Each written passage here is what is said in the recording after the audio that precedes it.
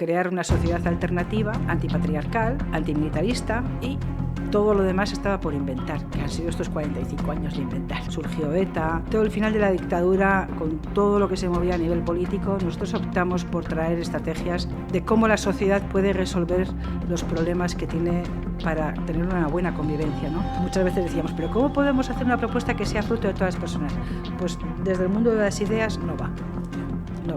No funciona, porque ahí es donde está el secreto para transformar estos patrones de comportamiento tan perversos. Este es el gran secreto, ¿no? Aprender a quedarse en el vacío, aprender a escuchar la vida, y siempre que tengas un problema es ¿qué quiere la vida que yo haga aquí y ahora? Y esperar a que la respuesta emerja, porque a veces tarda meses en llegar.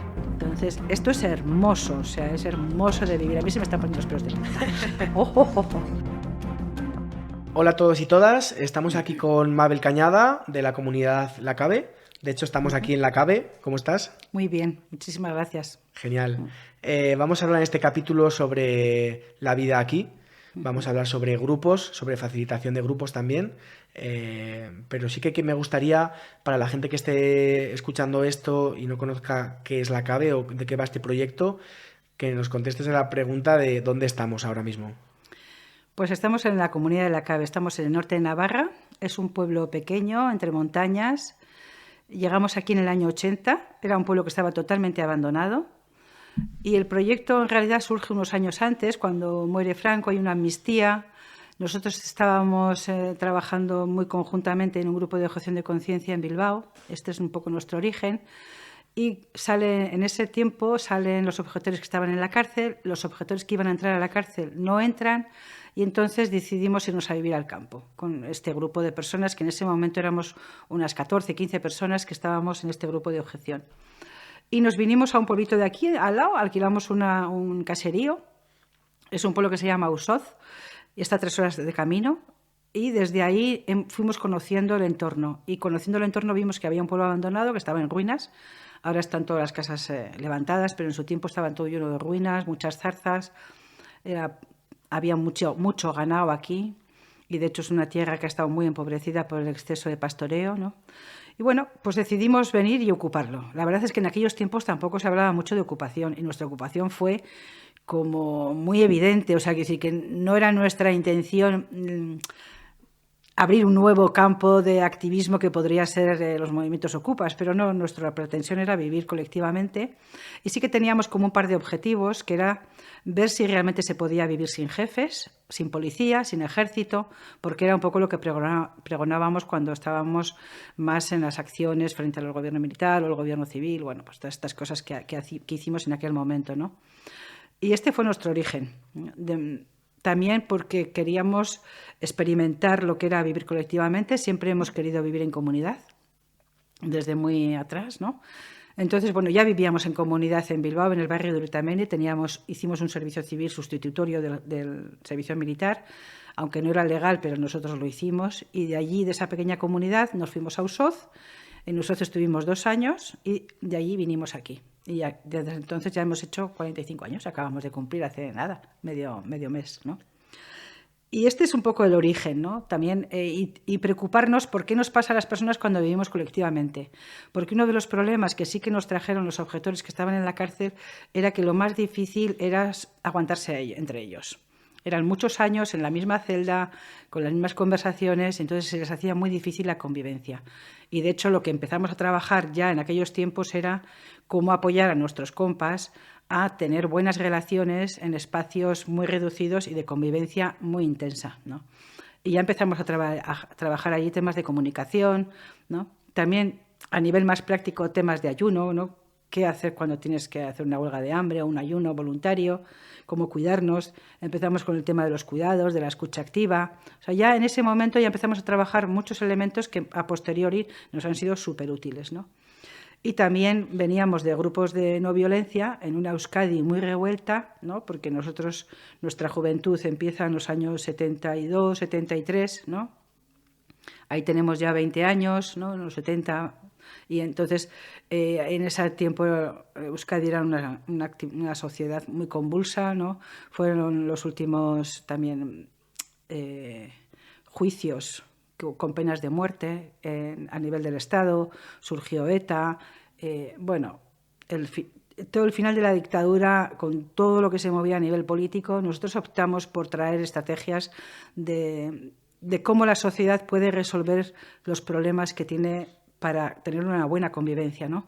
Y también tener la capacidad de poder decidir sobre tu destino y sobre las cosas que te importan, ¿no? Y ves que lo que estamos, hacia donde vamos, es todo lo contrario, ¿no? Hacia ceder todos tus derechos y que te decidan todo, ¿no? Y luego encontrarte insatisfecha. Y dices, wow, esto es muy heavy, ¿no? Y también ahí empezamos con el tema del feminismo, también en esa época convulsa del País Vasco, ¿no? Y estos son nuestros inicios. Y de allí vinimos aquí con esa sola definición, ¿no? De crear una sociedad alternativa, ¿no? Feminista, esto lo teníamos muy claro, ¿no? Antipatriarcal también, antimilitarista, ¿no? Y todo lo demás estaba por inventar, que han sido estos 45 años de inventar. Que os ha dado para mucho, ¿no? ¡Buah! Muchísimo. Y yo no cambiaría nada, ¿eh? Bueno, aunque sí que hay algunas cosas que mejoraría, pero bueno, luego hablamos de eso. Vale. Claro, lo que estoy entendiendo entonces es que esto ha sido como las prácticas de una teoría, ¿no? Sí, exactamente. Porque claro, cuando te manifiestas o cuando le dices al Estado no queremos un ejército, pero entonces ¿qué queremos? ¿No? Es fácil saber lo que no queremos y es muy difícil saber lo que sí se quiere. Y sobre todo diseñarlo y materializarlo. Y por otro lado, como sociedad humana o como colectivos, es lo que estamos llamadas a hacer. O sea, nuestro único compromiso, por decirlo de alguna forma así, con la vida a lo grande, es realmente materializar los sueños, ¿no? Las personas tenemos muchos anhelos y tenemos muchos sueños.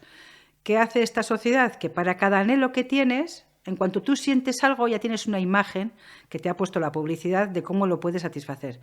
Pero es mentira, porque haces eso que te ha puesto la publicidad y al de 3 meses estás igual.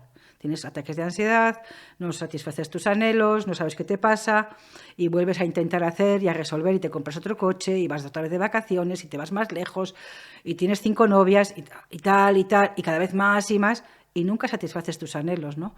Porque no tenemos tiempo de profundizar en ese anhelo y de ver realmente qué es lo que quiero, ¿no? Y cuando te das el tiempo, el silencio, el vacío, entonces emergen de las profundidades de una misma otros deseos, ¿no? Y dices, claro, si es que lo que quiero no es irme a Haití, lo que quiero simplemente es tumbarme debajo de un boj y ver pasar las nubes, ¿no? Y esto es muy fácil, lo tengo aquí, a 3 minutos caminando, ¿no?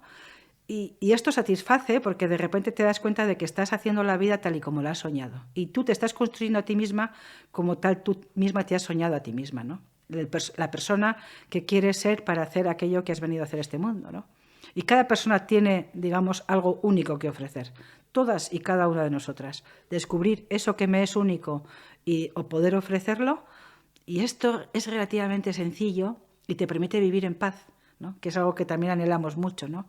Vivir en paz, vivir serenamente, disfrutar de cada día, de cada momento, de los olores, bueno.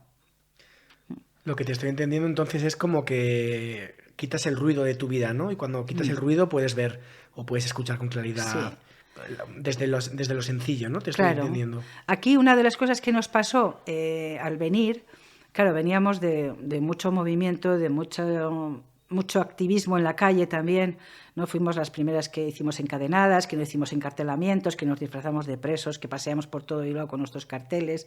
Rompimos muchos estereotipos también de lo que es hacer una manifestación, ¿no?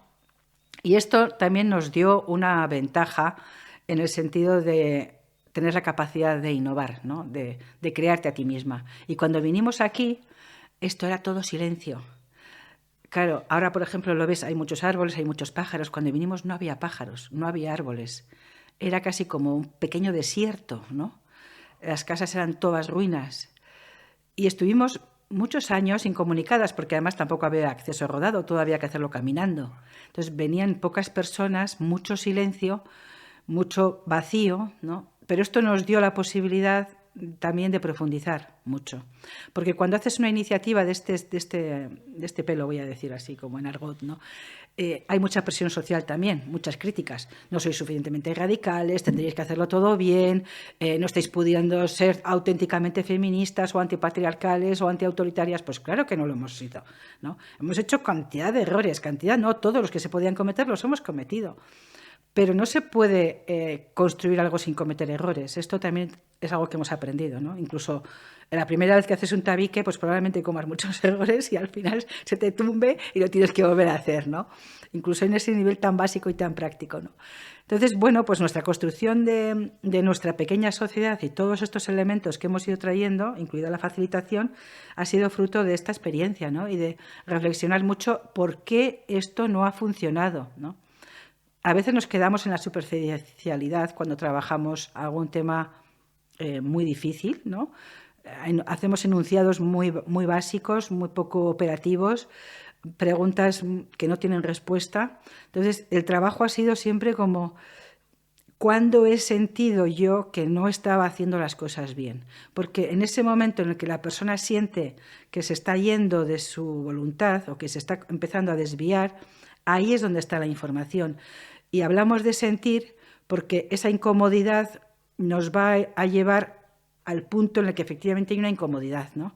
Que puede ser un cambio de registro en la conversación, puede ser un cambio de valores, puede ser también un tono de voz, una serie de palabras que te chocan en este espacio, ¿no? O sea, los detonantes pueden ser diversos, pero es importante que encontremos el detonante porque a partir de ahí podemos volver al camino que nos habíamos marcado, ¿no? Y ese camino sin una indagación, no es una cosa que sepamos, ¿no? Y luego también hemos descubierto que es muy positivo el quedarse en el vacío un tiempo con las preguntas, porque claro, los humanos tenemos mucha ansiedad por tener respuestas. Esto de quedarnos en el vacío un tiempo sin respuestas y sin saber a dónde vamos nos quita el suelo de los pies, ¿no? Entonces, queremos respuestas ya, ¿no? Y en esta sociedad de cada vez más rápido esta respuesta, ¿no? No puedes decir, no, mañana ya nos parece un horror, pero es que estas respuestas llevan meses encontrarlas, o años, ¿no? Entonces, hay que tener y dotarse de ese tiempo, de esa paciencia y de seguir viviendo porque la vida también te da muchas pistas, ¿no? Entonces, esas respuestas son las que nos han hecho cambiar muchas veces de las posiciones, las creencias, los juicios, ¿no? Y para nosotros esto ha sido lo más valioso, ¿no? Y este proceso yo no lo cambiaría por nada. A mí me ha dado muchas claves de por dónde va la vida, ¿no? Muchas. Hola, ¿cómo estás? Me paso por aquí un segundito solo para decirte un par de cosas. La primera es que ayer publiqué una clase gratuita que va a estar disponible durante toda esta semana, que se llama Los 5 errores que estás cometiendo al comunicarte con tus seres queridos. Es una clase sobre comunicación no violenta y puedes acceder a ella gratuitamente durante los próximos pocos días, de aquí al sábado o domingo, el enlace de aquí abajo de la descripción. Por otro lado, también te quiero avisar de que acabo de abrir plazas para mi curso sobre comunicación no violenta. Es la 8ª edición, es un formato online, se compone de 10 módulos. Es un curso que está enfocado a personas que quieren aprender a conectar de una manera más fácil con sus sentimientos, sus emociones, sus necesidades, poder expresar esto y al mismo tiempo desarrollar también una escucha empática que nos ayude a poder comprender sentimientos, emociones, necesidades, peticiones de otras personas con las que nos relacionamos. Esto puede ser que tenga un interés para ti a nivel personal porque quieres aprender a mejorar y cuidar tu relación contigo mismo, contigo misma y también el resto de relaciones que tienes en tu vida. Y también es un curso que tiene mucho sentido si eres una persona que se dedica a trabajar con personas, psicólogo, psicóloga, te dedicas a la educación social, trabajo social, mediación, gestión de conflictos, profesorado, etcétera. Sea cual sea tu situación, si ves que esto te interesa, tienes abajo toda la información en un enlace que va a estar disponible durante esta semana solamente. Así que nada, si notas que esto es un tema que podría interesarte, pues espero que aproveches la oportunidad y a mí me encantaría verte por ahí. Así que te dejo toda la información abajo en los enlaces y te dejo viendo este podcast tan chulo. Un besito, adiós. Igual por ti mismo, por ti misma no te vas a dar cuenta igual, ¿no? Sí, claro. Cuando vives solo en tu casa estás muy cómoda, a veces te sientes muy sola, pero no tienes suficiente información para avanzar en estas preguntas tan profundas, ¿no?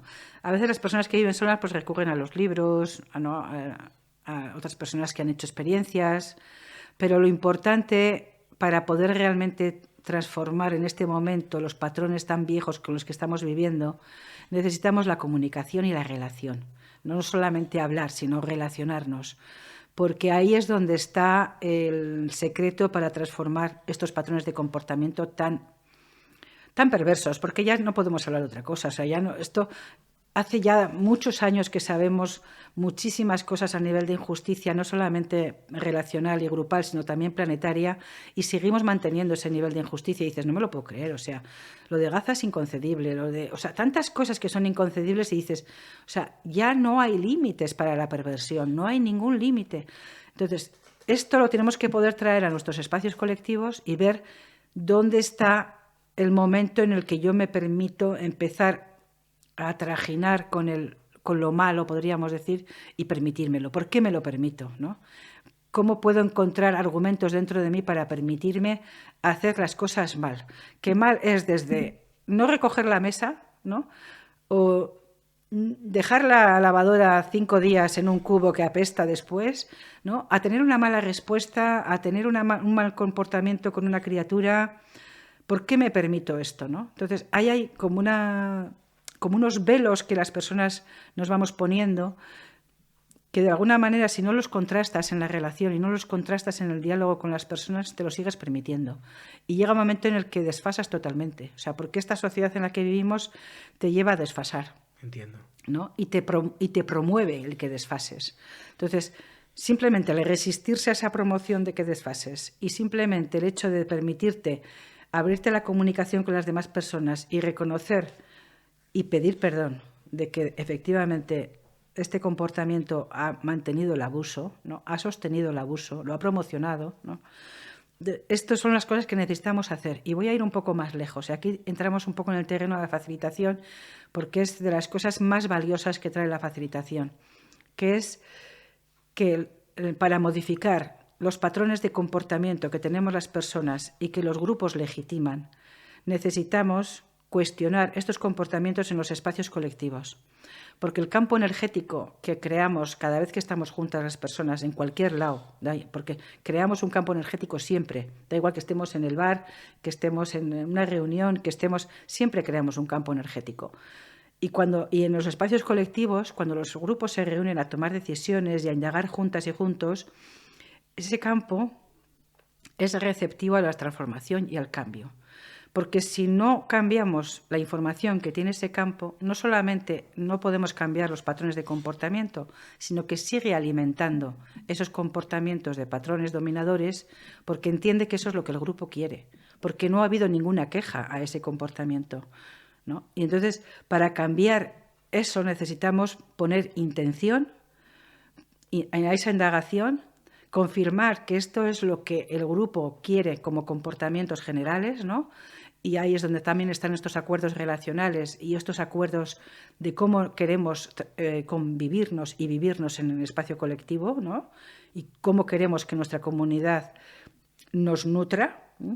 Y al cambiar esta información, el campo energético, simplemente la energía, entiende que este grupo lo que quiere es más bondad, más ternura, más tiempo, ir con la calma.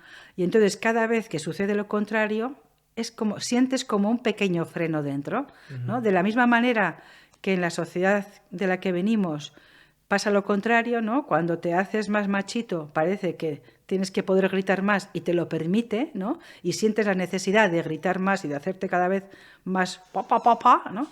Aquí sientes lo contrario, sientes que cuando estás en esos comportamientos hay algo como que te molesta y sin embargo cuando estás más vamos despacio, necesitamos poner mucha atención a las cosas que hacemos, los cambios vienen muy despacio, tenemos que poner foco en esos cambios. Esto es lo que el grupo te va transmitiendo como sí, por ahí, dale por ahí que por ahí vamos, ¿no? Y esto viene mucho con la facilitación, hemos aprendido mucho trabajando con ese foco de la facilitación porque trae precisamente una mirada muy pequeña y muy concreta a cada movimiento y ahí te va dando claves, ¿no? Entonces, esto va unido a lo que decía antes, ¿no? De prestar atención dónde es el momento en el que me permito empezar un desfase. Y esto la facilitación nos lo da porque nos ha permitido poner la lupa en espacios muy pequeños y entonces hemos visto en grande lo que sucede cuando simplemente me permito incluso hacer un pequeño gesto así de desaire, ¿no? Todo lo que trae este gesto luego en el espacio colectivo. Total. Y dices, vale, pues entonces aquí tenemos que prestar atención, ¿no? Entonces las personas vamos a modificar nuestros comportamientos, vamos a crecer, traemos nueva información al espacio colectivo, todo el colectivo vamos transformándonos y hacemos más grande nuestro espacio colectivo y las personas volvemos a tener un reto de seguir transformándonos. Y es un ciclo que se retroalimenta, ¿no? El grupo cambia, cambio yo cambio el grupo y todo el rato estamos en esta espiral de crecimiento, ¿no? Entonces, esto es hermoso, o sea, es hermoso de vivir. A mí se me están poniendo los pelos de punta. Sí. Por terminar de contextualizar un poco, claro, yo estoy aquí, he estado más veces y estoy aquí asomado a la ventana y veo las casas, veo un poco la magnitud que tiene este pueblo, ¿no? Por contextualizar un poco a la gente que lo esté escuchando o viendo, ¿cuántas personas vivís aquí y cómo está un poco distribuido el pueblo? Bueno, las personas oscilan, o sea, quiero decir que también somos un grupo que tiene un bagaje muy grande y muchas personas vienen a hacer su propio proceso vital, ¿no? A cambiar de vida, a cambiarse a ellas mismas, ¿no? A veces a crear una familia, a veces a dejar una familia. Bueno, hay muchos procesos de las personas que se desarrollan aquí en cuanto llegan, ¿no? Entonces, el grupo varía, pero hemos llegado a ser un grupo de unas 40, 45 personas, ¿no? Entendiendo que hay personas adultas y personas chiquis, ¿no? Y en este momento ahora somos un grupo de 30 personas, ¿no? Tenemos algunas personas que ya han dejado de venir a los espacios de toma de decisiones porque son más mayores, ¿no? O porque están más cansadas, ¿no? Y hemos empezado a incorporar a la tercera generación, que en este momento tienen pues 17, 16 años, ¿no? Ya casi 18, y que empiezan a venir a algunos de los espacios colectivos de tomas de decisiones o de comunicación. También tenemos muchos espacios de comunicar. Entonces podemos oscilar en esto, ¿no? Y luego estamos distribuidas en diversas casas, tenemos las mismas casas que había en el pueblo, hemos reconstruido todas, hemos transformado lo que eran cuadras también en casas para las personas, hemos hecho solamente una casa nueva con criterios bioclimáticos. También hemos aprendido mucho de cómo ser eficientes en la construcción. Todo es autoconstrucción, todo hemos hecho con nuestras manos, ¿no? Los primeros 30 años sin nada de maquinaria. Luego ya empezamos a tener una pista de acceso y pudimos traer algo de maquinaria y ya pues fue un poquito mejor, ¿no? Pero también la construcción ha sido lenta también porque primero tienes que ganar el dinero para comprar los materiales, luego tienes que comprar los materiales, subirlos hasta aquí y luego construir. Entonces, pues bueno, también ha sido un trabajo lento, ¿no? Suerte que hay mucha piedra. Hemos sacado mucha piedra también de las huertas, con lo cual hemos podido también rellenar y construir, ¿no? Nos alimentamos mucho de nuestras huertas. Al principio éramos vegetarianas, luego nuestra primera generación de hijos e hijas pusieron animales para poder tener carne, ¿no? Y ahora fabricamos también, tenemos mucha carne, también comemos mucha alimentación de nuestros animales. Procuramos alimentarnos lo máximo posible de nuestro entorno, también preveyendo que quizás en un futuro cada pequeño núcleo tendría que ser más autónomo de lo que en este momento somos, ¿no? Entonces estamos haciendo también experimentos con esto de cuánto podemos consumir, cuánto compramos fuera, cuánto podemos no comprar, ¿no? Entonces, bueno, estamos distribuidas en unas 15 casas, algunas son grandes y viven grupos de 10 personas, otras son pequeñas y viven más una familia sola o una persona sola, ¿no? También hemos visto que las personas más mayores están tomando la opción de vivir solitas, ¿no? También son muchos años de vivir en vidas compartidas. Yo, por ejemplo, mi vida aquí ha sido muy compartida, he tenido 4 hijas e hijos y siempre he vivido colectivamente con mis hijas, con mis hijos, con otras familias a veces solo con personas solas o sin pareja, o, ¿no? En grupos diversos. Y ahora que ya mis hijos y mis hijas ya no viven en la casa, que también me separé de mi compa, ¿no? Pues bueno, pues viven aquí la mayoría, pero cada uno vive en su casa, hace su vida, y yo también he elegido vivir sola, llevo 3 años viviendo sola, pero bueno, durante 42 años he compartido todo y a veces hasta la habitación cuando ha hecho falta, ¿no? Por el exceso de frío, por falta de recursos o de en ese momento no tener nada. Entonces, pues hemos compartido mucho y hemos aprendido a compartirlo desde el corazón, desde lo natural, ¿no? Y esta sociedad que pretende ser muy rica, ¿no? Pues es bastante pobre en ese aspecto, ¿no? O sea, y lo comprobamos también con las personas que llegan. Las personas llegan muy cansadas, muy decepcionadas, ¿no? Y a veces también llegan ¿cómo decirlo?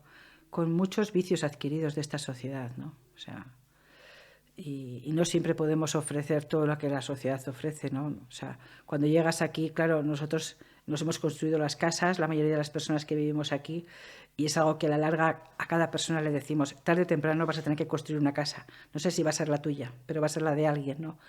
Porque es importante darse cuenta de lo que cuesta construirse la casa, ¿no? Del tiempo, el dinero, la inversión, el esfuerzo, los aprendizajes, ¿no? Y es retador, ¿no? Y también por ejemplo, para las partes más femeninas del grupo a veces es retador aprender a trabajar con las motosierras, con maquinaria, los tejados, la piedra, el monte, la leña. Y sin embargo, para la parte más masculina del grupo ha sido más complejo dedicarse a los cuidados, la cocina, las crianzas, los tiempos, los cuentos, la ternura, ¿no? Las horas y horas de no hacer nada más que mirar a tu criatura, ¿no? Entonces, esos cambios de patrones y de registros han sido largos también, ahora están súper instalados en nuestra cultura de grupo, o sea, ¿no? Podemos tener personas más masculinas que cuiden a sus criaturas y personas más femeninas que se pasen todo el día en la obra, ¿no? Y independientemente de si tienen criaturas o no, o sea, que... Y hemos aprendido mucho también de las cosas que nos pasan cuando cambiamos estos roles, ¿no? Cómo te llega la voz de la sociedad de lo estás haciendo mal, eres una mala madre, un mal padre, ¿no? No lo estás haciendo bien, tu hijo será un marginado, tu hija, ¿no? O le llamarán marimacho, o sea, te vienen todas esas voces, ¿no? Y contener todo ese impacto y decir, no, yo creo en lo que he decidido, creo que lo podemos hacer, ¿no? Y, por ejemplo, pues la primera generación, que ahora ya tienen 40 años, pues ha sido muy bondadoso el feedback que nos han dado, ¿no? Lo han pasado mal, podríamos decir, cuando salieron. Aquí teníamos escuela, siempre hemos tenido una escuelita. Cuando salieron de aquí para ir a la escuela más convencional, que ya tenían 7 años, 8 años, ¿no? Pues claro, se llevaron un shock, ¿no? Descubrieron cosas que aquí no existían, ¿no? Venían con muchas preguntas de ¿pero qué somos, mamá? ¿Nosotros qué somos? ¿Qué somos? ¿Somos pobres o qué somos, no? O sea, claro, preguntas o indirectas que les lanzaban en el colegio o en la escuela, ¿no? Y que luego ellos aquí venían con todo este mundo de preguntas, ¿no? Venían a veces en estado de shock. Primero tenían el tema del barro, ¿no? Porque claro, tenían que bajar andando y subir andando y el autobusero les ponía verdes porque llevaban barro en los zapatos, ¿no? Hubo una temporada que por aquí pasó un grupo de personas que venían de Francia, que vivían en tipis y venían con sus caballos, ¿no? Eran nómadas, ¿no? Entonces también si éramos indios, o sea, bueno, venían con muchas preguntas de lo que estaban viendo en la sociedad más convencional, ¿no? Y también descubrieron que se pegaban, que los niños se pegaban, ¿no? Ellos aquí se podían pelear, pero no era pegar, ¿sabes? Una cosa era pelearse entre amigas y amigos y otra cosa es que te peguen porque eres diferente, ¿no? Y descubrieron esa parte también, ¿no? Y bueno, después de esa fase han tenido otros momentos, cada uno hizo los estudios que quiso, algunos fueron a la universidad, otros hicieron FPs, bueno, cada uno un poco cada una también lo que hizo. Y cuando se fueron a estudiar a Pamplona, nosotros teníamos también nuestro miedo de decir, estos se nos quedan allí, o sea, porque pueden estar quizás hartos de la montaña o de tanto un espacio en el que no... Claro, ten en cuenta que en aquellos tiempos no había móvil, no había tele, ¿no? Aquí a veces lo que teníamos era más bien radio, música, ¿no? Llegaron las primeras consolas, ¿no? Pero era una vida colectiva y en el espacio rural, muy rural, o sea... Y claro, dijimos, estos se van a ir a la urbe y no vuelven. Porque siempre hemos también querido que sean autosuficientes, entonces nosotros alquilamos un piso y en vez no hicimos como otras madres que les preparan los tuppers y les lavan la ropa, sino, no, hijos, os hacéis la cena, la comida y os lavéis la ropa y os hacéis independientes, ¿no? Y claro, tenían en aquel momento 16, 17 años, porque aquí no había bachiller y había que ir a hacerlo allí. Entonces ya iban muy pronto, ¿no? Y los primeros 6 meses casi ni los vimos, pero a partir de ese tiempo ya todos los fines de semana aquí, o sea, ya no pudieron más con la diversión en la vida, en las urbes o en las ciudades, no es lo que ellos habían entendido y ellas como vivir colectivamente o estar en grupo. Claro, también tuvieron suerte porque no fueron de uno en uno, sino que fueron ya, la primera sí que fue la mayor, sí que fue sola un año, pero ya el siguiente año ya eran 4. Entonces ya es otra cosa, es un grupo de personas que mantienen una intimidad relacional tal y como la han conocido y que se sostienen las unas a las otras. Claro. Y esto es un punto de diferencia enorme porque no tiene tanto impacto, la cultura de fuera no entra tanto, ¿no? Porque tienes en tu propio espacio de vida, mantienes las coordenadas y los valores con los que has crecido y eso les ha enriquecido muchísimo, ¿no? Claro. Y siempre nos han dado como este feedback de que eso fue un puntazo, ¿no? Estoy pensando que si yo me tengo que ir a vivir a otro sitio y me voy con 3 amigos, pues siempre va a ser más fácil que si me voy yo solo, ¿no? Claro. Y sobre todo que mantienes tu cultura, ¿no? Y tienes más resistencia a la cultura de fuera, ¿no?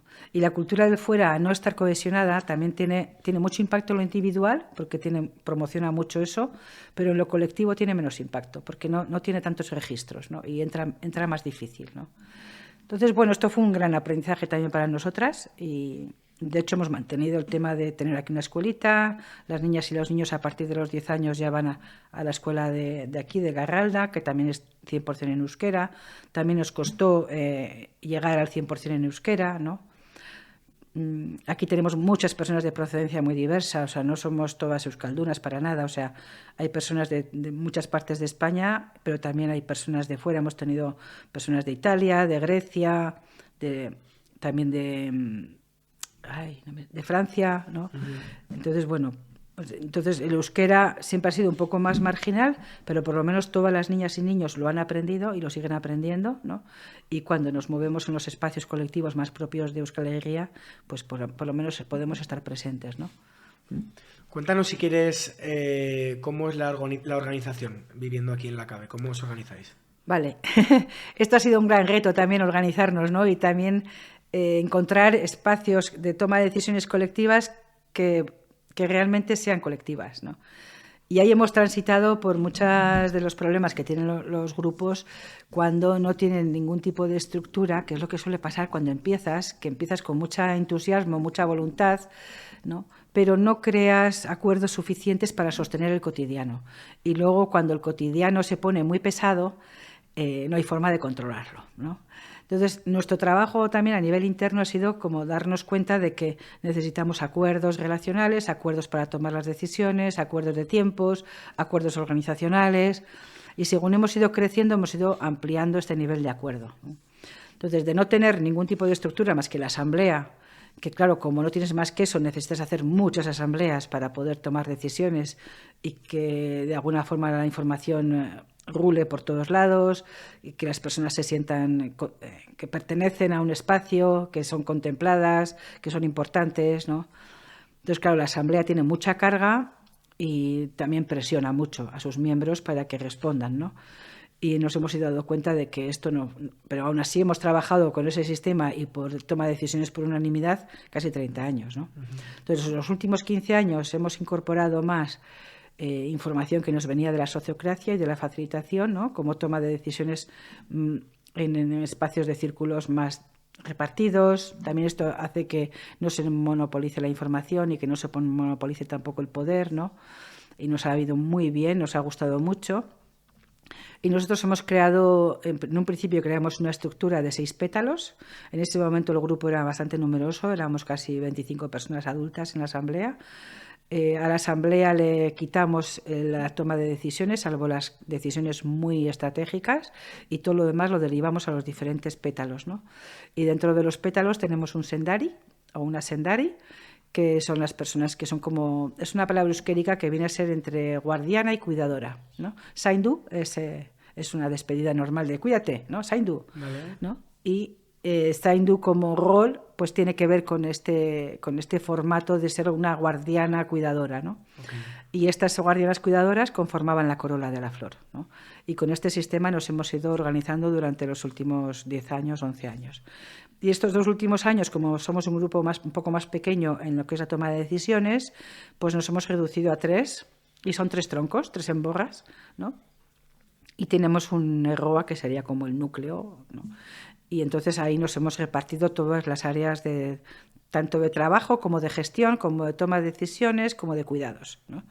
Y fundamentalmente tenemos 3 patas muy grandes. Una que es todo lo que es el territorio, la autosuficiencia, la autogestión, Esa es una gran pata, ¿no? Los animales, hicimos un plan para el territorio a 50 años, entonces pues poco a poco vamos siguiendo ese plan, que tiene que ver con los animales, con las huertas, con los frutales, con también la autosuficiencia, todo, ¿no? Luego otra gran pata es todo lo que tiene que ver con la formación de las personas, los cuidados, la salud, el crecimiento, ¿no? Y la otra pata es todo lo que tiene que ver con la ecosinuestra, ya no hemos dejado de llamarle, porque fíjate tú, economía, si lo desglosas es economía, qué fuerte, ¿verdad? Nunca la había parado. Yo tampoco, nosotras hace muchos años y de repente, entonces nosotros dijimos, no, eco sí nuestra, o sea, es algo que es nuestro y es para nosotras, nada de economía para el sistema, para nosotras, ¿no? Entonces todo eso que tiene que ver también con el cuidado de los espacios, que no tenemos propiedades, pero sí tenemos la gestión de los espacios y los cuidados, ¿no? Y todo lo que tiene que ver con las redes a nivel más del mundo, ¿no? Los espacios en los que estamos, en relación con otras asociaciones, tanto de facilitación como de comunidades, como de política con el Valle o con los otros grupos. Aquí en este Valle hay otros 3 grupos que han ocupado otros pueblos, entonces también tenemos nuestra pequeña red, ¿no? Entonces ese es otro gran emborra, ¿no? Y con estos 3 troncos, podríamos decir, en este momento sostenemos todo lo que es la vida en la CABE, ¿no? Y nos organizamos de manera también bastante fluida. Algo que hemos querido desde el principio es no estar sujetos a horarios. Cada persona tiene su horario y nos organizamos bastante bien, o sea que lógicamente el día de pan es el día de pan y se empieza a las 5 de la mañana y se acaba a las 2 de mediodía, o sea, y esto es inamovible porque necesitamos luego hacer los pedidos. Bueno, es todo digamos, como un sistema que si no empiezas a la hora, el último acaba a las 3 de la mañana, ¿no? Entonces, pues, pero eso es autodecidido en grupo, no es que alguien te diga, no, tú mañana vas a trabajar a las 5, dices, opa, no. Entonces, cada grupo de trabajo elige sus horarios, sus ritmos, ¿no? Si trabaja por la mañana y por la tarde, solo por las mañanas porque a las tardes tiene trabajo de gestión. Bueno, esto es como bastante fluido y cambia también, ¿no? Y hay personas que tienen el mismo trabajo desde que llegaron aquí, ¿no? Tenemos a la persona que hace la leña, que lleva haciendo la leña a los 45 años, ¿no? Y además cada año ha sido mejor el servicio, por decirlo de alguna forma, porque de decirte, tienes la leña en el monte tirada, vete a buscártela, luego ya trajeron los troncos hasta la puerta de casa, pero tenías que partir los troncos y hacerte el tronco que te cupiera en tu escacho de cocina. Sí. Luego ya te partían los troncos, pero tenías que hacer los tronquitos. Y luego ahora ya te lo traen los tronquitos también hechos. Y a veces hasta te la apilan, ¿no? Entonces, depende de los tiempos que tenga, pues este equipo, ¿no? te facilita la vida de una manera o de otra, ¿no?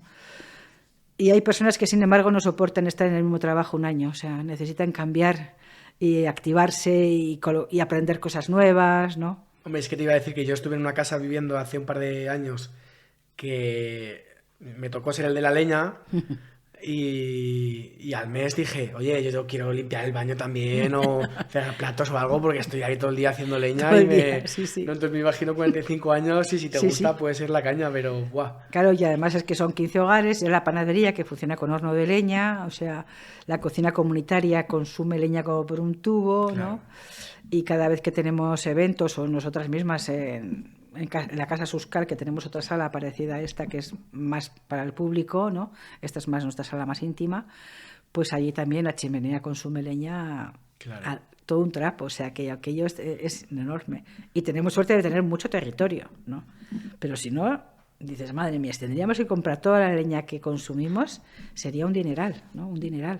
Vamos, que es fácil venir aquí a la CABE y no encontrarse a la gente tirada en la hamaca, ¿no? Ah, no, eso es muy difícil.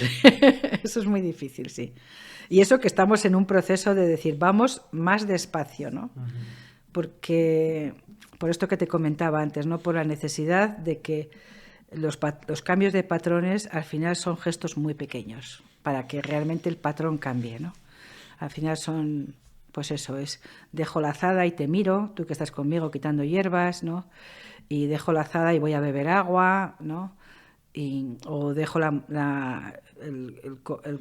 4x4 cargado de leña y voy y descanso un momento, ¿no? Voy a por las carretillas y no corro, voy despacio, ¿no? Como darte el tiempo de vivir la vida, ¿no? Que no digas eso de, es que no me da la vida. ¿Cómo no te va a dar la vida? Solo tienes una, te tiene que dar, o sea, no hay más, no hay donde rascar, ¿no? ¿Cómo habéis hecho para salir un poco de esta lógica más desde el capitalismo de la eficiencia, ¿no? De si puedo cortar 3 árboles y despezarlos en un día, pues mejor que si corto 2, ¿no? Porque yo me he dado cuenta que en mi paso, pues a lo mejor también por movimientos sociales o así, también tirábamos mucho de la lógica de la misma lógica que tirábamos en el trabajo o nuestros jefes tiraban de nosotros, ¿no? De, pues si haces más, mejor, ¿no? Siempre. Y no sé, ¿cómo ha sido ese recorrido para llegar a decir, dejo la azada y te miro? Aunque eso implique que hoy no voy a acabar de Sí, hacer el trabajo que haría si no te estuviera mirando, ¿no? claro. Hombre, es difícil salirse de ese patrón porque realmente tiene mucha fuerza, tiene mucha energía, ¿no? Es muy poderoso y te da mucha satisfacción. Pero el otro también. El otro patrón también, porque mantiene la relación más nutrida, te mantiene a ti también más activa en el espacio de entender los procesos, ¿no? Y con respecto a la labor en sí, ¿no? A mí me ha ayudado mucho la huerta, ¿no? Porque me he dado cuenta que, bien, lo hago rápido, pero en una semana vuelvo a tener todas las hierbas en el mismo sitio. Y cuando lo hago despacio, tarda una semana, pero me dura 3 meses, o sea, ¿no? Entonces, a mí la huerta me ha enseñado, para casi todo, he recurrido a la huerta. Digo, Fíjate. venga, sí. Sí, porque la naturaleza tiene una forma de vivirse a sí misma colectiva, ¿no? Entonces te das cuenta de que cuando yo necesito respuestas, lo que hago es voy a la huerta y observo, y mientras estoy trabajando, pero observo cuál es el movimiento más adecuado a eso a esa necesidad que tengo de respuestas, ¿no? Y siempre he tenido respuestas muy increíbles. Mira, me acuerdo también un año que estaba yo diciendo, pero ¿cómo hacemos esto de lo colectivo? O sea, ¿cómo podemos salir de este tapón? Porque hay muchos momentos en los que llegas a tapones que tienen que ver con cambios de registro y con cambios de conciencia, ¿no? Pero hasta que llegas, o sea, primero empiezas como a tener dudas de que lo que estás haciendo tenga un sentido o esté bien enfocado o bien alineado con lo que quieres. Luego empiezas como a sentirte incómoda en lo que estás haciendo, luego empiezas a cuestionarte y llegas al límite de que ya no tengo salida. O sea, quiero decir, esto es todo malo para mí y malo para todas, ¿no? Cuando estamos intentando llegar a un comportamiento y a un patrón que es bueno para mí y bueno para todas. Entonces, ¿cómo podemos salir de estos tapones? Y muchas veces llegamos a tapones de estos, ¿no? Y en una de estas que estaba yo metida en una espiral aquí en mi cabeza diciendo no sé cómo hay que hacer esto, ¿no? Pues era un verano seco como cualquiera, o sea, y fui a la huerta y dije, a ver, voy a observar por aquí qué es lo que me puede enseñar la huerta. Y estaba el bancal de las acelgas, que son hermosas las acelgas, ¿no? Pues habían bajado todas las hojas de fuera y habían tapado todo el bancal para mantener la humedad. Para el calor, ¿eh? Todas, pero todas, ¿sabes? No una, ni dos. Todas habían bajado las hojas y habían tapado todo el bancal y quedaban como los cogollicos, como si fueran, Claro. ¿no? Pero estaban todas. Y este fue lo que me dijo, claro, es que el movimiento tiene que ser de todas. No puede ser un movimiento de una o dos. Y el movimiento no tiene que poder solamente potenciar a una o a dos, sino que tiene que potenciar a todas, ¿no? Entonces, este tipo de informaciones que a veces dices, pero no es nada concreto, pues cuando estás en ese filo es súper concreto, es clarificador, ¿no? Porque no te va a dar una definición, te va a dar como la clave de por dónde tienes que seguir caminando, ¿no? Entonces, estas son cosas que a mí me han aliviado mucho y me han ayudado mucho, ¿no? Y también es verdad que los procesos colectivos son muy intensos y hay que poder vivirlos también. Y las personas, bueno, yo muchas veces digo a la gente, a las personas cuando están en esos momentos de crisis, ¿no? Le digo, búscate un grupo que no sea este para contarle todo lo que te está pasando, ¿no? Porque aquí de alguna forma es más de lo mismo, pero necesitamos escuchar también fuera. Entonces está muy bien tener otros grupos, otras personas con las que hablar, ¿no? Vale, entonces, por ejemplo, una persona que vive aquí quiere hacer una propuesta para cambiar, imagínate, el modo de funcionar que tenéis. Oye, que la sociocracia no me gusta y que has dicho que estabais apoyando en la sociocracia, ¿no? Últimamente un Sí. poco más. Oye, que veo que no me gusta, que quiero implantar este modelo, que he leído en un libro que es la bomba o que conozco a no sé quién que lo lleva a cabo y les va muy bien. ¿Cómo es el proceso de toma de decisiones grupal? Porque Yo me doy cuenta, lo dije hace poco en un capítulo también que grabé, creo que fue en el que grabé aquí al lado en Arterra con Jenny, que le conocerás, A Jenny, sí. que yo he estado en asambleas y hemos pensado toda la vida que éramos horizontales porque ahí, pues como todo el mundo puede hablar, pues es una cosa horizontal, ¿no? Sí, claro. Pero luego nos hemos dado cuenta que no, ¿no? Para nada. Al estudiar yo cosas de comunicación no violenta, acercarme un poquito a la facilitación, aprender de rangos, de privilegios, de roles, Claro, de género. de género también. Entonces, ¿cómo hacéis para tomar decisiones? Porque además no solo está todo esto, sino que también hay gente que lleváis aquí 45 años y gente que lleva un año, con lo cual eso te da un rango. Bueno, Sí. ¿cómo hacéis para meter todos estos ingredientes y decir, a ver cómo tomamos esta decisión ahora? Sí. Vale, el ejemplo que has puesto no suele llegar, ¿verdad? Pero bueno, siguiendo, o sea, porque de alguna forma nosotros trabajamos más cuando el grupo tiene una necesidad, ¿cómo la vamos a solucionar? No tanto que vengan propuestas tan grandes, sobre todo, ¿no? Cambiar todo el sistema de toma de decisiones o el sistema organizacional, ¿no? No suelen venir ese tipo de propuestas. Las propuestas pueden venir más, pues, quiero quitar los desayunos de los sábados, o quiero cambiar el turno de las lavadoras, o quiero dejar de trabajar en las huertas y quiero coger otro trabajo. Bueno, o sea, cuando hay propuestas, digamos, de una persona, pueden estar más en estos rangos de elección, ¿no? Pero cuando es un problema estratégico o una decisión en profundidad, por ejemplo, cuando hicimos el plan para todo el territorio, pues fue un trabajo que hicimos nos duró 4 años esa decisión, ¿no? Entonces, surge de una necesidad que tiene el espacio colectivo o que tiene nuestro proyecto o que tiene la visión. Entonces decimos, vale, necesitamos hacer esto.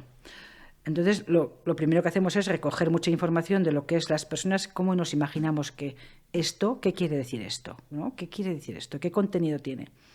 Con toda esa información se le da al grupo que ha venido con esa necesidad y empieza a elaborar, ¿no? De, bueno, pues de aquí parece que lo que sale es esto y nos lo vuelve a traer y seguimos haciendo trabajos de indagación y de objeciones. Seguimos poniendo objeciones a partes de esa primera recopilación que han traído, ¿no? Y así se va como diseñando un boceto de proyecto, ¿no? Y cuando ya hemos hecho 2 o 3 reuniones de estas, en las que metemos también por lo menos una reunión emocional y otra de proceso, porque en las reuniones emocionales trabajamos más lo que nos duele, lo que estamos diciendo que vamos a hacer en el territorio, ¿no? Me duele hacer una pista, me duele cortar estos árboles, me duele pasar por este paraje, lo que me duele, lo que me está incomodando un mogollón. Y esto lo trabajamos, podemos cambiar los recorridos, podemos cambiar algunas cosas, o otras va a ser trabajo de la persona de soltar ese apego que tiene a esto, ¿no? Y luego está la otra parte que tiene que ver más con cómo se ha tomado el proceso, cómo están tomando esas decisiones, que es esto que tú nombrabas, ¿no? Si hay temas de rango que están influyendo y que están tirando muy fuerte o que están metiendo mucha presión, o si ha habido temas de género y no hay un sector del grupo que no ha podido hablar. Esto es lo que llamamos el proceso de esa reunión. Entonces trabajamos no solamente la parte de crear contenido o de diseñar, sino que también trabajamos la parte emocional y la parte del proceso, para que la decisión, cuando lleguemos ahí, sea garante de que ha sido tomada con toda la conciencia y que todas las personas han entendido la decisión que estamos llamadas a tomar en este momento y que no hemos sido influidas o impedidas por ninguna de nuestras razones, ¿no? Y así tomamos las decisiones más estratégicas, ¿no? Y que van a tener una trascendencia muy grande en nuestro colectivo durante muchos años. Claro. Y las que son más pequeñas, intentamos también seguir este proceso, o sea, responden a una necesidad que tenemos, no a una pedrada de alguien, ¿no? Y cuando una persona tiene, digamos, una iluminación que dices, ostras, podríamos hacer esto o podríamos ir por aquí, lo primero que hace es trabajarlo con el tronco al que le corresponde esa decisión y hacer una primera aproximación a lo que sería ese sueño, ¿no? Cómo ese sueño podría encajarse aquí, ¿no? Y una vez que ya tenemos hecha la primera aproximación, se le plantea al grupo cómo resuena con esto, ¿no? Y lo primero que hacemos es gestión emocional, lo primero, antes de seguir avanzando en lo ideológico o lo más formal o más de gestión. Lo primero es el emocional, ¿no? Porque si hay mucho movimiento emocional, paramos, hasta que esto tiene su trabajo, su recorrido, y entonces digamos que el tronco que tiene en su espacio la responsabilidad de la gestión emocional, cogerá este tema, lo trabajará y hasta que esto no esté terminado, pues no avanzaremos con el proceso, ¿no? Entonces, hemos eliminado lo de las propuestas porque entonces también crea mucha tensión porque las personas tienen tendencia a defender su propuesta y a escalar, ¿no? Y las personas que no la quieren también tienen tendencia a presionar muy fuerte, traer argumentos muy destructivos y a veces ideas que son muy bellas, pero que están en un tiempo que no es el adecuado, se mandan a tomar por saco por estos enfrentamientos prematuros para una idea que era bella, ¿no? Pero que no estaba bien expresada o no era el momento, ¿no? Y entonces traerla prematuramente ha supuesto que al final se destroce, ¿no? Porque te la destrozan, o sea, no hay compasión, ¿no? Y la persona sale muy tocada porque realmente era hermoso, ¿no? Entonces, estos sistemas ya los hemos quitado de nuestra manera de funcionar porque no producen más que estrés y mucho dolor, ¿no? Y nos hemos ido al otro formato que es necesidades, vamos a ver, ¿no? Gestión emocional, después vamos a ver qué se nos ocurre que podemos hacer, traer ideas, ¿no? Y despacio y conformando una propuesta que al final es el fruto de todas las personas. Que esto muchas veces decíamos, pero ¿cómo podemos hacer una propuesta que sea fruto de todas las personas? Pues desde el mundo de las ideas no va. Yeah. No funciona. Ya nos damos cuenta que no funciona, ¿no? Y luego te quería decir que también seguimos un poco esta estructura de toma de decisiones de una vez que ya está la propuesta, trabajar si hay objeciones, ¿no? Y simplemente ir ahondando en estas objeciones, cómo las podemos levantar, ¿no? Que en sociocracia se habla así, ¿no? Levantar una objeción. Sí, que se puede proponer a cambio para que esa objeción se levante y podamos seguir con la propuesta. Y siempre son objeciones de mejora. O sea, eso es lo que intentamos, que las objeciones sean cómo mejorar esa propuesta, no cómo tumbarla, sino... Y me imagino que con la invitación que lleva la sociocracia de que no podemos aspirar a que todas las decisiones sean perfectas para todos los miembros de un grupo, claro. ¿no? Que a veces es más importante que la leña esté cortada que sea de chopo de pino y que caliente la estufa, ¿no? Eso a veces yo he participado en una asociación en la que nos movíamos por sociocracia muy, muy tímidamente, ¿no? Pero sí que aprendí eso, ¿no? En plan, claro, es que muchas veces veo que tomamos decisiones grupalmente y estamos, no, pero es que yo quiero esto exacto así, y a veces nos afianzamos ahí en que quiero mi perfección que son y dices, tío, que es banal. Es que no puedes trabajar en grupo entonces si quieres que todo sea como tú quieres, ¿no? Lo digo como si se lo dijera a alguien, y me lo digo a mí mismo en el pasado, ¿no? Que he sido igual yo muy tiquismiquis, ¿no? Sí. Y esto me gusta, esto que trae la sociocracia me gusta. Sí, solemos decir que, bueno, puedo vivir con ello y entonces pues me relajo y avances, ¿no? Y también hemos entendido que una vez que aceptamos, aunque no estemos 100% de acuerdo, pero una vez que aceptamos que esa propuesta siga adelante, la vamos a apoyar como si fuera nuestra, o sea, como si la hubiéramos creado desde mis tripas, ¿no? Porque también a veces somos muy cookies, también decimos, sí, adelante, pero luego no apoyo, ¿no? Ni voy a los ausolanes, bueno, ausolán es una palabra euskérica que quiere decir trabajo comunitario, ¿no? Ni voy al ausolán, ni aparezco cuando piden ayuda, entonces eso no vale tampoco. Es tu manera de vengarte, entre comillas, por una decisión que no te Una pequeña venganza, ¿no? También hacéis lo de preguntar, ¿hay alguien que no pueda vivir con esto? Sí, también, ¿no? Sí. Sí, bueno, normalmente no necesitamos llegar a eso porque ya se siente cuando una decisión ya está, que ha calado en todas las personas y es que ya está. Es que casi te aparece que es como si la vieras crecer así de la nada, ¿no? Entonces, muchas veces trabajamos desde ahí, nos es muy cómodo y es muy fácil, ¿no? Y si hay objeciones se trabajan al final ya en petit comité y al final digamos que al espacio asambleario, que es cuando vienen ya las decisiones ya tomadas o cuando ya nos dicen, bueno, el diseño ha quedado así o esto va a ir de esta manera, ¿no? O vamos a tirar por acá o nos vamos a dar un año más, bueno, lo que sea que sea, ¿no? Y cuando una persona tiene una objeción, no se le pide a esa persona que resuelva, que haga otra propuesta, ¿no? Que muchas veces he visto que si alguien tenía una objeción, era la cargada de traer una contrapropuesta y a lo mejor no era la más, o la más creativa en ese momento. Sí, y también lo que hay que saber es con mucha claridad cuál es la objeción, porque a veces la objeción es emocional. Claro. ¿No? La objeción es que sigo sin poder aguantar que vais a cortar ese pino, ¿no? Claro. O sigo sin poder querer que esto va a suceder, ¿no? Entonces, es mucho trabajo a veces emocional con las personas que tienen objeciones, y a veces son objeciones que también tienen que ver con no estoy cómoda porque hay algo ahí con el género que me está rayando y necesito indagar un poco más, ¿no? Entonces hay que prestar atención, Claro. porque a veces hay objeciones que realmente son buenas, o sea, ¿no? Pero que la persona tiene una sensación, no tiene una certeza, y tampoco tiene una definición para esa objeción. Bueno, y que si solo nos movemos en un plano racional, pues se nos van a escapar cosas todo el rato, ¿no? Muchas cosas, Si solo claro, queremos que seamos capaces de argumentar desde la lógica o lo que tiene claro. sentido, pues son idiomas Sí, diferentes. y luego también, que es otra cosa que hemos aprendido mucho con la facilitación, es que las personas nos expresamos en varios lenguajes diferentes. Y entonces a veces te están pidiendo que te expreses en un lenguaje que desconoces, que no es el tuyo. Claro. Y no tienes esa facilidad o esa agilidad para hacerlo en lo inmediato, ¿no? Entonces, hey, dame tiempo. Y vamos a indagar un poco más en cuál es mi objeción, ¿no? Entiendo. Y eso es muy rico, o sea, ¿no? Y el grupo estamos, o sea, ahora mismo nosotros estamos poniendo mucha más atención en el proceso, o sea, aprender de los procesos, que en llegar a tomar una decisión rápida, ¿no? Porque nos hemos dado cuenta de que hemos tomado muchas decisiones rápidas que nos han hecho papilla, o sea, que después nos ha costado muchísimo mantenerlas, las hemos tenido que defender con nuestros cuerpos, el grupo se ha incomodado muchísimo, ¿no? Y no ha merecido la pena. Hombre, siempre le sacas lo bueno del aprendizaje, ¿no? Pero podemos aprender de otras maneras. Yo escuché que si puedes aprender de los errores que han cometido otras personas y te lo cuentan, pues Claro. ese coste emocional que te ahorras, ¿no? Exactamente, ¿no? Total. Sí, sí. Y Vale. que tenemos como esa cosa de, bueno, ya aprenderemos de los errores, ya, pero también podemos aprender del gozo, del placer, de la inteligencia. Yo digo, ¿por qué no usamos la inteligencia en vez de usar el dolor del cuerpo? Ostras, estamos hartas de dolor, ¿no? Total.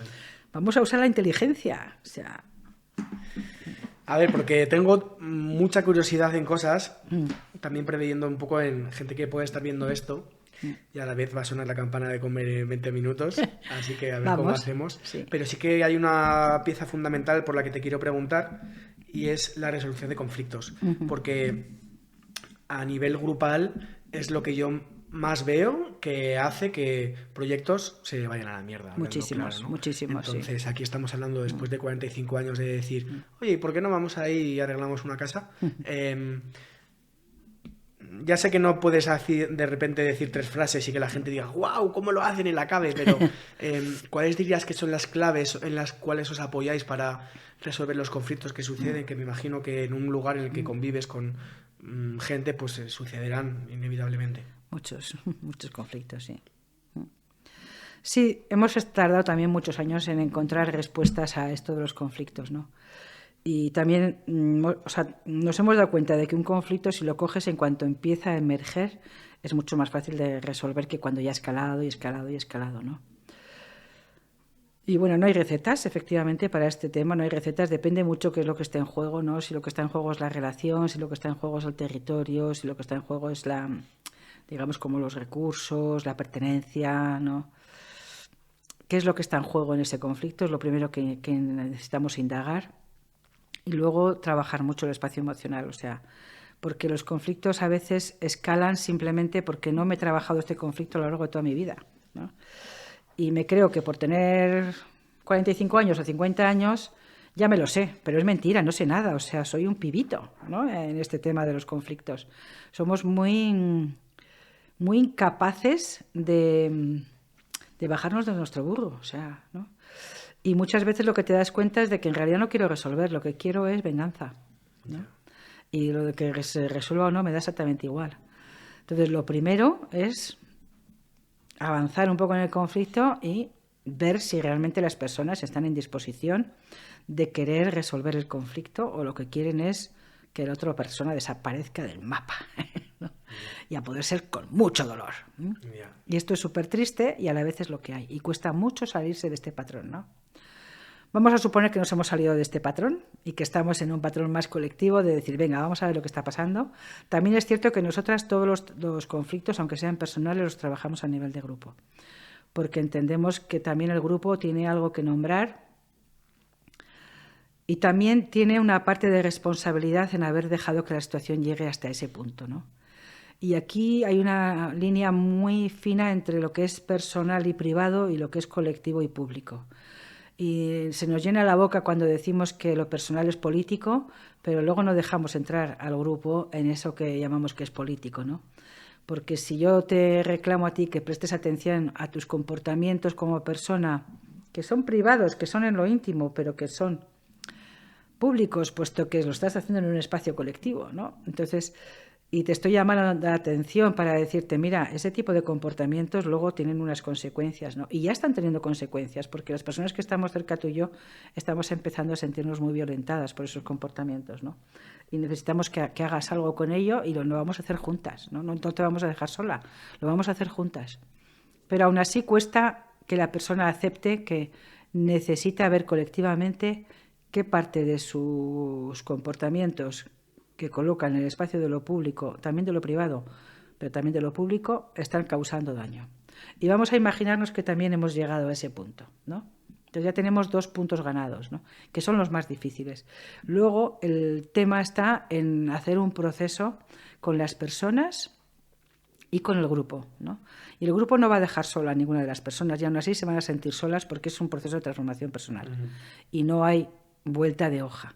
Y no podemos ahorrarnos nada del sufrimiento que esto nos va a provocar, ¿no? Mi recomendación es que cuando llega el conflicto, cogerlo lo antes posible, buscarse apoyo, porque no voy a trabajar solamente este conflicto que hay aquí, sino que son todos mis conflictos pasados que van a emerger a través de este, y sería un buen momento para quitarme tanto lastre en mi vida, ¿no? Y estar más limpia, caminar más ligera, ¿no? Y este sería como lo más idóneo, que la persona buscara apoyo terapéutico o de otro grupo que haga de escucha y que le dé feedback, que le haga de desahogo, ¿no? Y que le permita reconectar con todos los dolores pasados que trae acumulados sobre ese mismo eje, ¿no? Y que pueda aliviarse y sentirse más a gusto, ¿no? Y luego el grupo va a trabajar, digamos, más enfocado a qué necesitamos como grupo incorporar para que este problema no se vuelva a dar o se resuelva de otra manera, ¿no? Porque resolverse en base a que las personas traguen no sirve de nada. Lo tienes en 3 meses, lo tienes otra vez ahí delante. Sale por otro lado, ¿no? Por otro lado, sí, exactamente. Entonces vamos más a trabajar en lo profundo, ¿no? Y nos buscamos personas de fuera que nos vengan. Si es un problema de género, buscamos personas que tengan experiencia en esos temas y que nos den información y que nos hagan trabajo también, porque a veces hay mucha falta de información, pero también trabajo de experimentar en mí misma cómo son esos cambios de paradigma o esos cambios de patrones o esos cambios de creencias, ¿no? Y cómo los puedo hacer y a dónde me llevan, ¿no? Y si son de otros temas, pues del tema que sea. O sea, da igual que sea capacitismo, que sea trabajar con personas mayores, que sea trabajar con criaturas. O sea, da igual el tema. Buscamos personas expertas en esa área que vengan a hacernos trabajar a nosotras como todo el grupo, ¿no? Y a las personas que tienen o que han desatado o que han extremado esa polaridad y que la tienen más presente en su propia vida en este momento, pues también, ¿no? A veces tienen sesiones ellas solas, a veces tienen sesiones individuales de las personas que están más implicadas y sesiones de todo el grupo. Pero todos los temas los trabajamos todo el grupo, da igual lo que sea, ¿no? Ya sea violencia, ya sea lo que sea, ¿no? Porque entendemos que si nosotras no cambiamos, el patrón se sigue reproduciendo, ¿no? Y si lo hemos permitido que llegue hasta ese punto en nuestro espacio colectivo es porque hay una cierta permisividad por parte de las personas que lo estamos viendo y no estamos haciendo nada, ¿no? Sí, se habla en algunas líneas de la justicia restaurativa, se habla de que igual, es que lo leí hace muchos años, ¿no? Que decía que en una comunidad un tío ha quemado la casa del vecino y que el problema lo ven como la comunidad, ¿no? Como es un problema del grupo, no de la persona que ha hecho esta acción, ¿no? Como que se colectiviza y que desde ahí tiene mucho más sentido y no se ataca a la persona, tú has hecho esto y tal, que también tiene responsabilidad, no se puede quitar. Claro, tiene mucha responsabilidad y se la tiene que currar, pero también el grupo que le ha dejado llegar hasta ahí, ¿no? Claro, es interesante esta visión. Sí, o sea, al final te das cuenta de que el grupo tiene la capacidad y necesita poner límites a las personas para que no abusen, ¿no?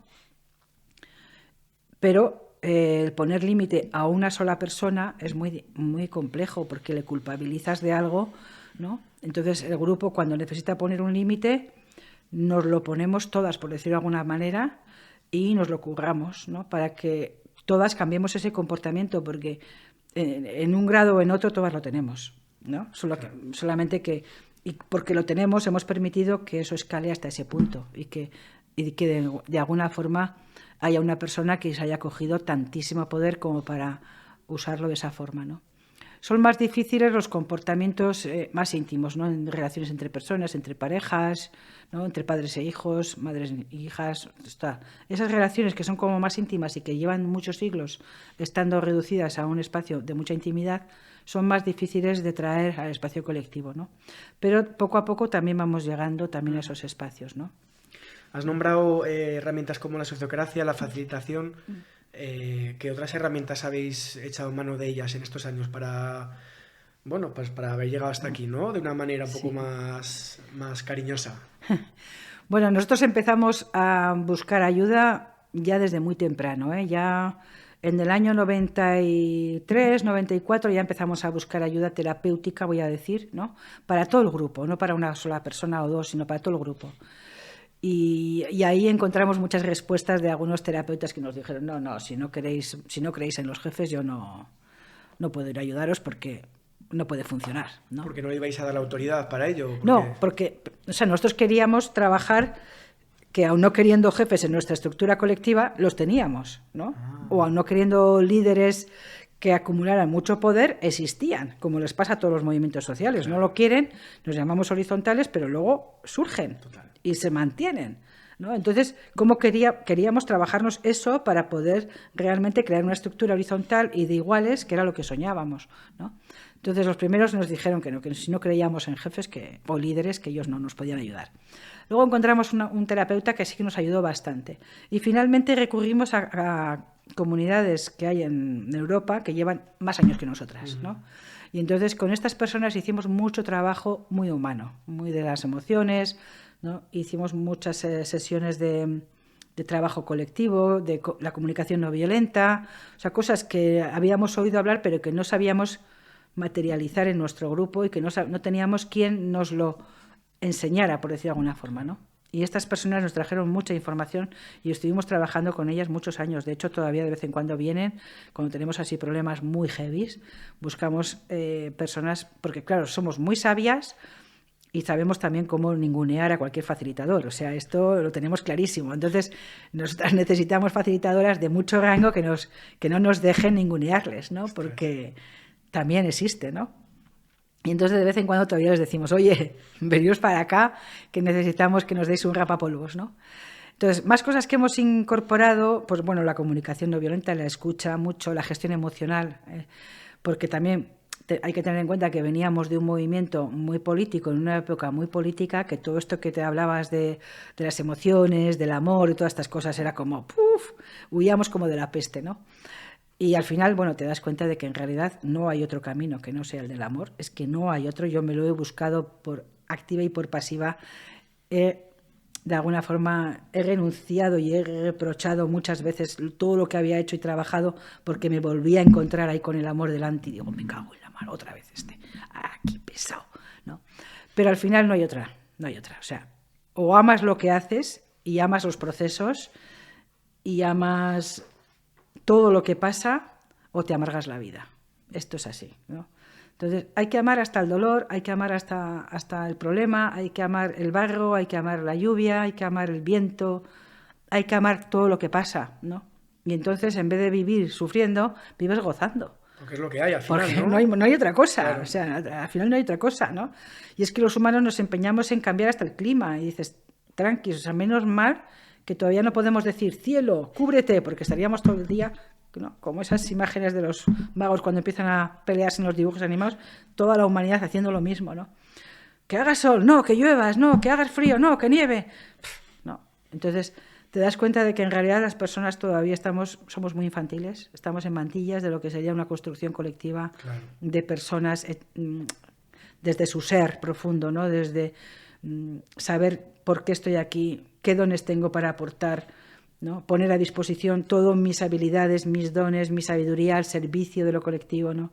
Y no hay otro camino, es que no hay otro camino. O sea, que yo me he dado de bruces con muchas cosas, he sido muy rebelde, incluso de mí misma, de decir, Mabel, te has equivocado de cabo a rabo. Si hemos llegado aquí otra vez es porque nos equivocamos. ¿Qué va? Al final te das cuenta de que ese era el camino, o sea, ¿no? Pero bueno, me ha servido mucho buscar porque de alguna forma estoy en este camino a través de una indagación muy rigurosa, ¿no? Y no voy a decir científica porque no tengo ninguna prueba de nada, pero tengo un montón de certezas de cómo funcionan las energías colectivas, ¿no? Y me doy cuenta de que es mi gran sabiduría en este momento. O sea, me encanta ir a los grupos que no saben por dónde salir y es casi como hicieras magia potagia. Y la única magia que haces es limpiar su campo. No haces más que eso. Y eso, la facilitación es súper hábil, o sea, porque tiene mucho conocimiento, porque entra en el campo de los grupos, ¿no? Porque trabaja con la textura del conflicto, no trabaja con la mente, trabaja con lo que hay ahí, con esa textura de las emociones, ¿no? Y saca la información de los movimientos de las personas, ¿no? Y no sé, o sea, yo entiendo que la facilitación trae al mundo occidental una sabiduría que ya estaba en el mundo. Lo único que ha hecho ha sido colocarla en un lenguaje entendible. Pero esto es como la esencia misma de la vida. O sea, es que es pura vida en movimiento, ¿no? Que ya estaba, pero la hemos podido sintetizar para que los humanos, que somos muy torpes, lo entendamos. Y esto es lo que hemos hecho, sintetizarla y transmitirla, ¿no? Pero es pura vida. Esto es como la huerta. Tú vas a la huerta y es facilitación en estado puro. O sea. Hola, ¿cómo estás? Me paso por aquí unos segunditos solo para pedirte algo, y es que si valoras este proyecto y estos capítulos que escuchas te gustan, te entretienen o te aportan algún tipo de aprendizaje, pues quiero pedirte una manera muy sencilla de ayudarnos, y es simplemente que te suscribas al canal, sea en YouTube o en Spotify, en la plataforma en la que nos estés viendo o escuchando. Y la verdad es que esto nos ayuda muchísimo, nos ayuda a crecer, nos ayuda a poder seguir adelante con el proyecto, a que sea sostenible y también a seguir trayendo a invitados o invitadas como los que estás escuchando en este capítulo. Así que nada, solo era para pedirte eso y poco más. Te dejo que sigas viendo este capítulo. Un besito.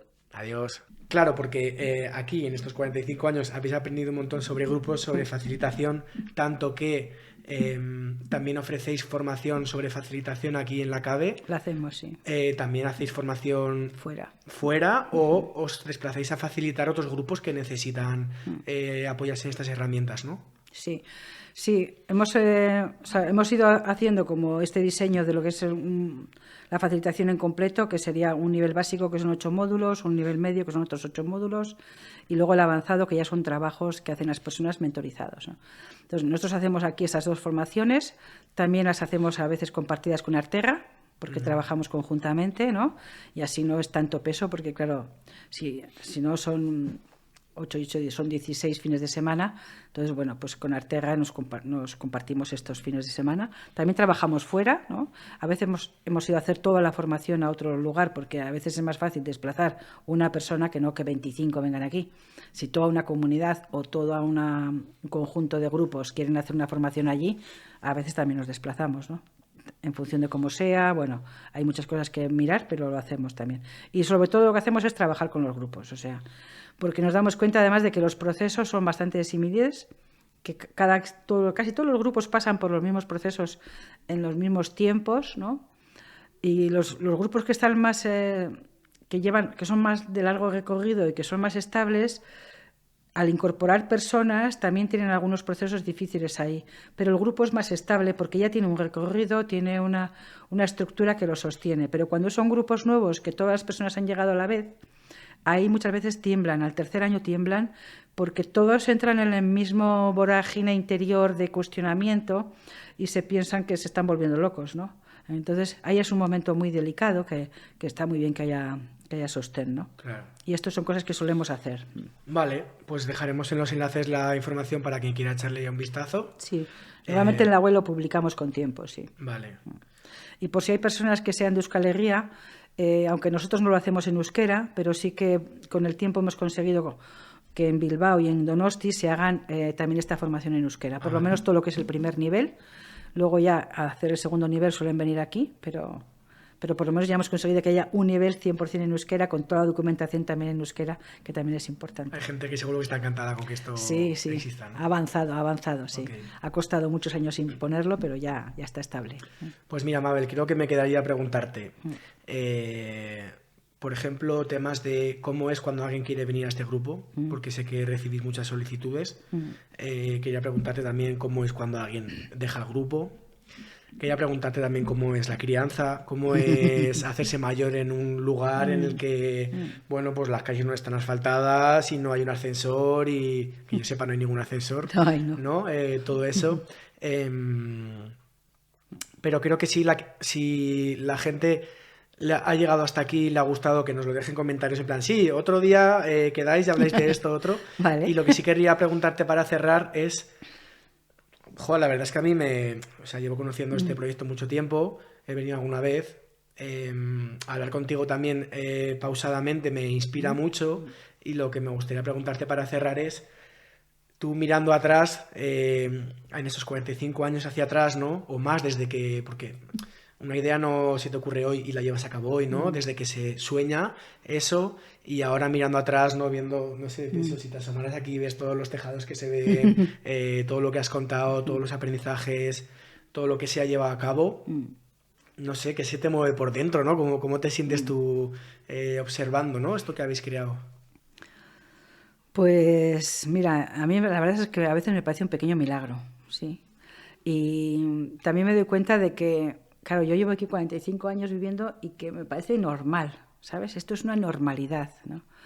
También lo veo en los niños cuando crecen aquí, esta es su normalidad, ¿no? Y, pero cuando voy a trabajar fuera a otros grupos o cuando a veces que una vez al año me voy a ver el mar, ¿no? Y convives durante un par de semanas con otras culturas, otras maneras de moverse de las personas, digo, ¡buah! Qué pedazo de suerte que tengo de vivir donde vivo y de hacer lo que hacemos y cuando estoy también a veces en el activismo, ¿no? Cuando vas no solamente a las manis, sino a construir o a diseñar futuros posibles, también te das cuenta de toda la riqueza que has construido durante tantos años, ¿no? Todos los aprendizajes que puedes empezar a depositar ahora en espacios concretos y de muy diversas maneras, ¿no? Yo creo que hemos hecho un trabajazo muy grande, que hemos construido algo muy hermoso, muy bello, que tenemos cosas para compartir y millones de cosas para aprender, o sea que esto no nos lo quitamos de encima nunca, ¿no? Y además yo creo que hemos encontrado hasta la manera sana de aprender, que es a través de la observación, de la inteligencia, del cuidado, ¿no? De acompañar los procesos y no a través solamente del sufrimiento, porque yo del sufrimiento estoy ya hasta más arriba de... ¿no? Y no entiendo por qué los humanos seguimos eligiendo esa forma de aprender, ¿no? Parece que cuanto más sufrimos, más personas somos, y es mentira. Esto es otra de las grandes mentiras del sistema, o sea, cuanto más felices somos, más personas somos. Entonces lo que hay que procurar es ser feliz con cada cosa que hago, ¿no? Para que aumente la energía. El dolor quita mucha energía, el sufrimiento, la culpa, la vergüenza quitan mucha energía y sin embargo la felicidad, el gozo, el placer, la generosidad, el apoyo mutuo, el compartir da muchísima energía, o sea, es una explosión de energía, ¿no? Entonces yo me siento realmente realizada y a veces digo, bueno, Mabel, has hecho el sueño de tu vida. Digo, sí, pero tengo muchísimo más para hacer, o sea, tengo muchísimo más para hacer y estoy todavía como con muchas ganas de seguir implementando cosas, ¿no? Por un lado, casi me he retirado muchas veces ya de los planos de decisión estratégica. Me retiro porque entiendo que tienen que ser las personas que lo van a sostener mucho más que yo los próximos años, las que lo tienen que diseñar y sostener con su energía, entonces hay que construirlo con esa energía, ¿no? Pero yo me sigo proyectando como si tuviera los 28 años de cuando llegué, o sea, igual, o sea, ¿no? Y me levanto cada día como, ¡buah!, ¿no? Alucinada de lo que me queda por vivir, ¿no?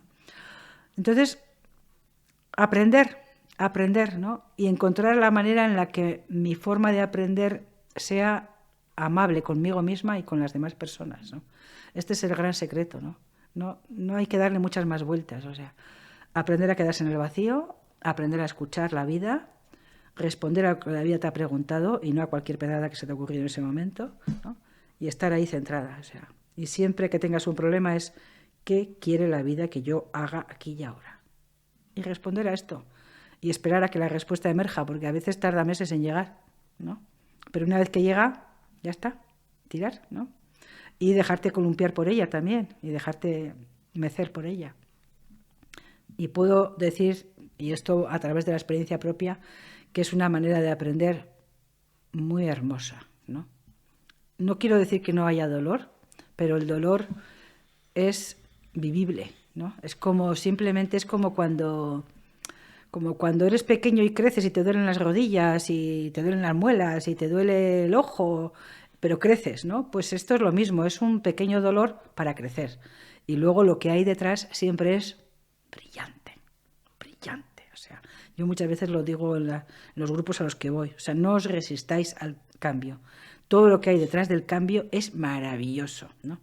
Como si trabajas con personas y que trabajas con parejas, te das cuenta de que muchas veces las parejas lo que quieren es esto, venganza, ¿no? Y dices, es que renuncia a eso, es que lo que hay detrás de eso es hermoso, brillante, es amoroso, o sea, es liberador. O sea, te permite vivir con una serenidad y con un placer. Por favor, abandona ese camino. O sea, es que no te lleva a ningún lado, ¿no? Es que eso es horroroso, ¿no? Así que esto es lo que puedo decirte de vivir aquí 45 años. Yo feliz de la vida. Y espero unos cuantos más, sí. También me planteo el tema del ser mayor, ¿eh? Eso para otro gato. Hecho. Pues no quiero añadir nada para que la gente se quede con esto último que has compartido. Así que me sale decirte enhorabuena y gracias. Sí. Bueno, y gracias por venir hasta aquí también para ti, ¿no? Ha sido un placer compartirlo. Igualmente. Muchas gracias.